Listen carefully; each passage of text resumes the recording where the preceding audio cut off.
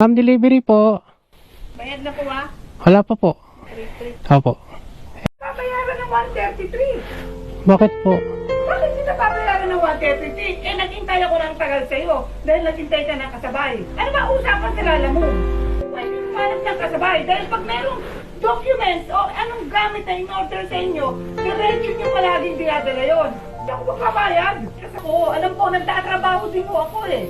Si ma'am, nung time na yon, bali, dumaan ako, kumain po ako. Wala ko. Sa problema ko yung pagkain mo. Pag in-orderan mo kayo mag-deliver ng dokumento, babayaran kita kalahati. Bakit ma'am, hindi naman ganun po? Ay, sige, gusto ba reklamo kita ngayon? Reklamo kita.